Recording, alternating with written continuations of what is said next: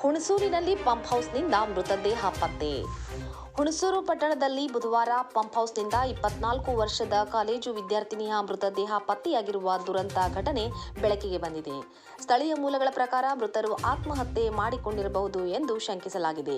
ಮೈಸೂರಿನ ವಿಶ್ವಕವಿ ಕುವೆಂಪು ಪ್ರಥಮ ದರ್ಜೆ ಕಾಲೇಜಿನಲ್ಲಿ BA ವಿದ್ಯಾರ್ಥಿನಿ ದೀಪಿಕಾ HN ಎಂದು ಗುರುತಿಸಲಾದ ಬಾಲಕಿ ಹುಣಸೂರು ತಾಲೂಕು ಬಳಿಯ ಹಾರ್ವೆ ನಿವಾಸಿ. ಪಂಪ್ ಹೌಸ್ ಬಳಿಯ ನದಿಯಲ್ಲಿ ಶವ ಪತ್ತೆಯಾಗಿದ್ದು, ಜನರ ರಕ್ಷಣೆ, ಪರಿಹಾರ ಮತ್ತು ಪುನರ್ವಸತಿಗಾಗಿ ಕೇಡರ್ ಆಧಾರಿತ NGO ಆಗಿರುವ ಹ್ಯುಮ್ಯಾನಿಟೇರಿಯನ್ ರಿಲೀಫ್ ಸೊಸೈಟಿ ಗುಂಪಿನ ನಾಯಕ ರಫೀವುದ್ದೀನ್ ಮತ್ತು ಸ್ವಯಂ ಸೇವಕ ಮಹಮ್ಮದ್ ಹ್ಯಾರಿಸ್ ಅವರೊಂದಿಗೆ ಸ್ಥಳಕ್ಕೆ ತಲುಪಿತು. ಅವರು ಸ್ಥಳೀಯ ಅಗ್ನಿಶಾಮಕ ದಳದ ಸಿಬ್ಬಂದಿಯ ಸಹಯೋಗದೊಂದಿಗೆ ಚೇತರಿಕೆ ಕಾರ್ಯಾಚರಣೆ ನಡೆಸಿದರು. ಆತ್ಮಹತ್ಯೆ ಪತ್ರದ ಜೊತೆಗೆ ಇತರ ಗುರುತಿನ ದಾಖಲೆಗಳು ಕಂಡುಬಂದಿವೆ.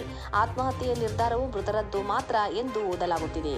ಆದಾಗ್ಯೂ ಘಟನೆಗೆ ಕಾರಣವಾದ ಸಂದರ್ಭಗಳನ್ನು ಕಂಡುಹಿಡಿಯಲು ತನಿಖೆ ನಡೆಯುತ್ತಿದೆ. ಈ ಚೇತರಿಕೆಯು ಹತ್ತಿರದ ನಿವಾಸಿಗಳ ಗಮನ ಸೆಳೆಯಿತು. ಅವರಲ್ಲಿ ಅನೇಕರು ಸ್ಥಳದಲ್ಲಿ ಜಮಾಯಿಸಿದರು.